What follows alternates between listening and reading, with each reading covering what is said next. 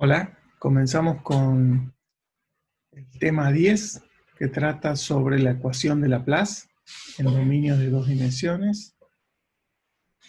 Y el primer tema que vamos a ver es la ecuación de Laplace en un rectángulo.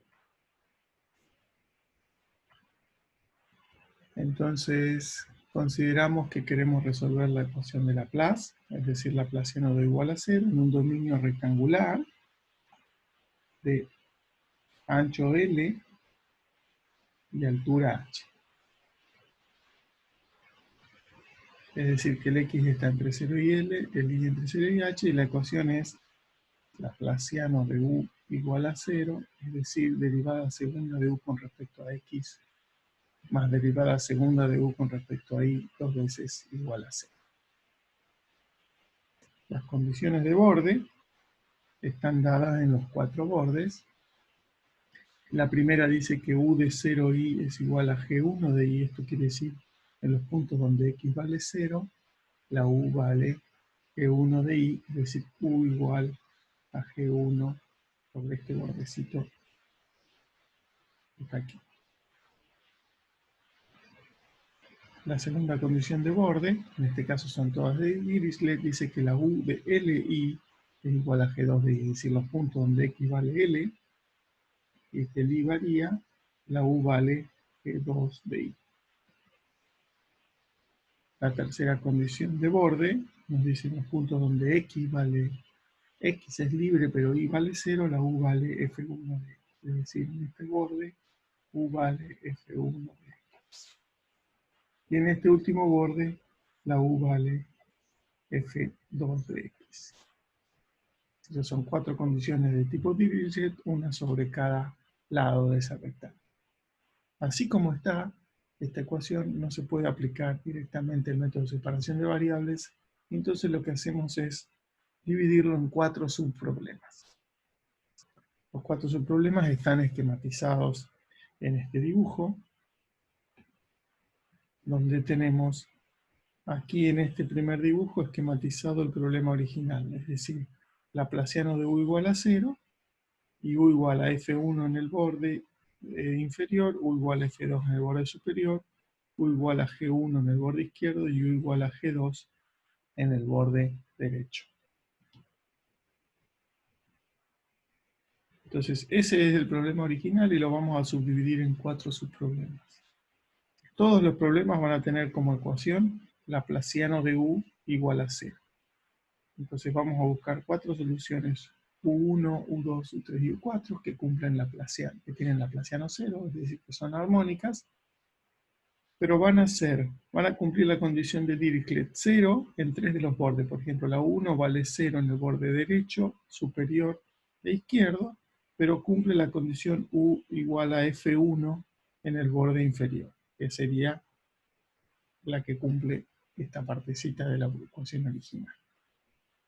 La U sub 2 va a valer 0 en el borde superior, izquierdo e inferior, pero va a ser igual a G sub 2 de I en el borde derecho. Es decir, que cumple la condición del problema original sobre el borde derecho que sea. La U sub 3 va a ser la que vale 0 en los bordes derecho, inferior e izquierdo, pero vale F2 en el borde superior, es decir, que cumple esta condición del problema original, de la U igual a F. Y la U sub 4 va a ser la que vale 0 en los bordes derecho, superior e inferior, y vale G1 en el borde izquierdo, es decir, que completamos el rectángulo resolviendo. Entonces, si resolvemos estos cuatro subproblemas, que son todos del mismo tipo, tienen tres condiciones homogéneas y una condición de borde no homogénea, al sumarla obtendremos la solución del problema original. Como acabo de decir, esos cuatro subproblemas son del mismo tipo y hemos elegido para resolver uno de ellos, el que corresponde a U sub 4. Es decir, que ahora vamos a resolver la ecuación de Laplace en un rectángulo, pero la que corresponde a U sub 4, que para no cargar tanto la notación la vamos a llamar U. Y la G1 la voy a llamar G. Es decir, que vamos a resolver ahora el problema de Laplace en el rectángulo de base L y altura H, que cumple las condiciones de borde. U en 0i igual a G de i, es decir que, vamos a marcarlo de otro color, U igual a G sobre este borde, pero U igual a 0 en los otros tres bordes, en los otros tres segmentos del borde. El borde es uno solo, pero consta de 4 segmentos rectos. Entonces vamos a buscar soluciones producto de la forma h de x por phi de i. ¿En qué consiste el método? Vamos a usar el método de separación de variables que ya conocemos. Comenzamos buscando soluciones producto que cumplan las tres condiciones de borde homogéneas, que son estas. Por ahora vamos a ignorar la condición no homogénea. Entonces, si la solución es producto y satisface la ecuación en derivadas parciales, vemos que la derivada de u con respecto a x cuadrado es h segunda de x por phi de i. Derivar dos veces con respecto a x el producto es derivar solo la función de h. Más, derivamos dos veces respecto de i y lo que nos queda es este segundo término h de x por la derivada segunda de la phi de la variable i. Y esto igual a 0. Si dividimos por h de x por phi de i, lo que obtenemos es h segunda de x sobre h de x más phi segunda de i sobre phi de i igual a 0, o lo que es lo mismo, h de x, h segunda de x sobre h de x igual a menos phi segunda de i sobre phi de i. Y ocurre lo mismo que cuando resolvíamos la ecuación no estacionaria del calor en una dimensión. Nos queda a la izquierda una función de la variable x solamente y a la derecha una función de la variable y solamente. Por lo tanto, la única posibilidad de que esto ocurra es que ambas sean iguales a una constante. Muy bien. Déjenme ver. Entonces, la ecuación diferencial indica esto de aquí. Vamos a hacer un recuadro amarillo. Y esto es lo que implica la ecuación en derivadas parciales.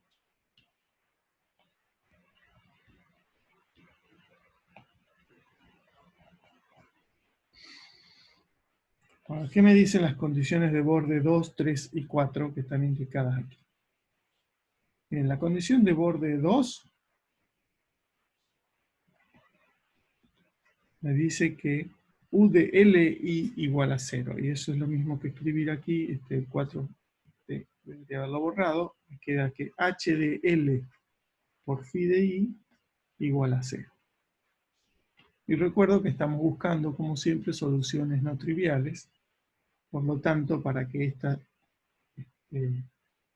no tener solución trivial, necesito que h de L sea 0, pues si h de L es distinto de 0, la phi tiene que ser 0 para todo bien. La condición de borde 3 dice que u de x 0 igual a 0, es decir, h de x por phi de 0 igual a 0, y para no tener solución trivial, esto implica que phi de 0 tiene que ser 0, y la condición de borde 4 me dice que u de xh, es decir, h de x por phi de h mayúscula igual a 0, eso implica que phi de L de h, perdón, es igual a 0. Entonces vemos que en estas condiciones de borde hay dos que corresponden a una función y una que corresponde a la otra. En este caso particular, dos de ellas corresponden a phi, y por lo tanto la phi va a ser la que plantee el problema de autovalores y va a ser la que defina cuáles son los autovalores lambda. Entonces, en la siguiente diapositiva vamos a resolver el problema de autovalores, que es esta ecuación con estas dos condiciones de borde. Aquí lo tenemos nuevamente escrito. La ecuación es phi segunda de i igual a menos lambda por phi de i, phi de 0 igual a 0 y phi de h igual a 0. este problema de autovalores ya lo hemos resuelto, es efectivamente el primer ejemplo que hemos visto para el alambre de longitud L, pero en este caso tendría que ser un alambre de longitud H y la variable en lugar de X se llama Y. Por lo tanto, sabemos que los autovalores son n pi sobre h al cuadrado para n igual a 1, 2, 3 y así. Y las autofunciones son seno de n pi i sobre h, con una constante si uno quisiera. Estas son las autofunciones que corresponden a ese autovalor. No necesitamos hacer todo el desarrollo porque este problema ya lo hemos resuelto. Muy bien, entonces aquí tengo un pequeño resumen. La ecuación diferencial, que era esta, el laplaciano de igual a 0, implica que la phi satisface la ecuación menos phi segundo igual a menos lambda phi y la h satisface h segundo igual a más lambda phi. Las condiciones de borde sumadas a la ecuación de phi me dicen que los lambda son n pi sobre h cuadrado y la phi de x son constantes por seno de n pi sobre h. Entonces ahora lo que tenemos que resolver es la parte que falta, es la ecuación que satisface h con esa única condición de borde para cada uno de los autovalores. Entonces directamente planteamos la ecuación h segunda de x igual a lambda por h de x y ponemos la fórmula explícita del autovalor. Fíjense que esta ecuación es h segunda de x igual a un número positivo, que es n pi sobre h cuadrado, por h de x. Por lo tanto, las soluciones de esta son de la forma C1 por e a la n pi x sobre h más C2 por e a la menos n pi x sobre h. Pero también son las soluciones, las puedo escribir como A1 por coseno hiperbólico de n pi x sobre h más A2 por el seno hiperbólico de n pi x sobre h. Perdón, este es un h mayúscula. Pero si observamos que la condición está dada en L, en x igual a L, ya vimos en alguno de los capítulos anteriores que convenía escribir en este caso la solución como B1 coseno hiperbólico de n pi x menos L sobre h más B2 por el seno hiperbólico de n pi x menos L sobre h. Entonces, si uso esta fórmula, cualquiera de las tres fórmulas me representa la familia de todas las soluciones de esta ecuación, es decir, la solución general de la ecuación. Pero si uso esta última, me queda la fórmula más sencilla para imponer esta condición de borde.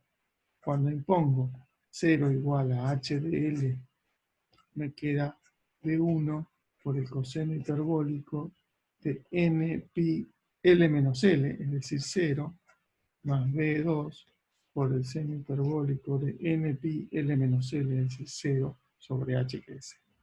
Es decir, B1 por coseno hiperbólico de 0 que es 1, más B2 por 0.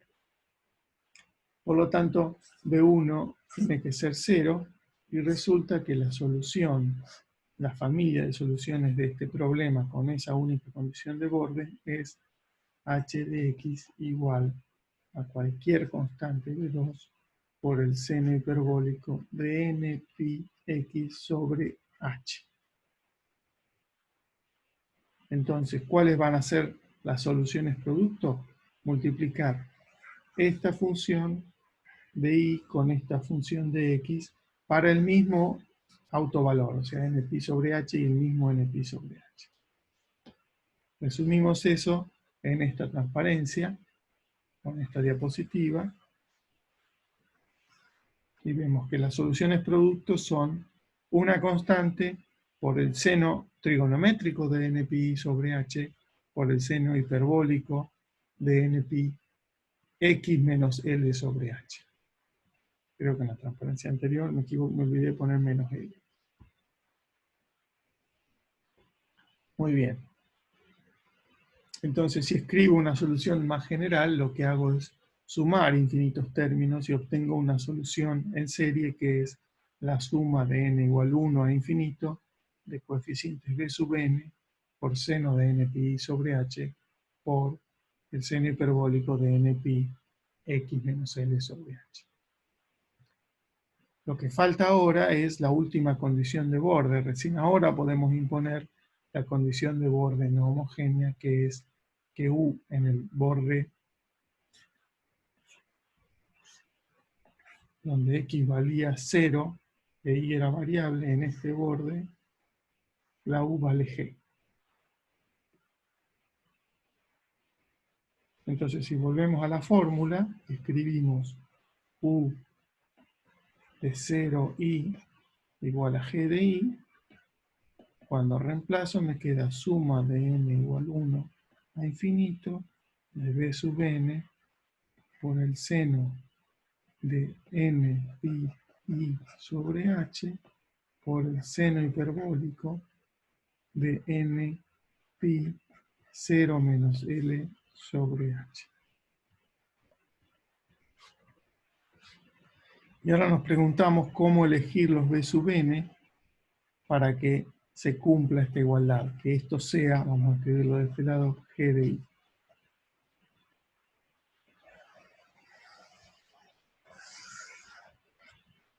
Es decir, quiero elegir los B sub n para que esto se cumpla. Pero entonces observo que ahora el X ya no está como variable, sino que quedó fijo a elegir X igual a 0 y la única variable es la Y.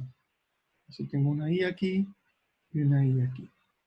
Al hacer eso, observo que lo que tiene que esto, si lo incorporo a la constante B sub n, tengo que elegir B sub n de tal manera de que el producto de B sub n por este seno hiperbólico de n pi por menos L sobre H sea el coeficiente de Fourier de la G de I.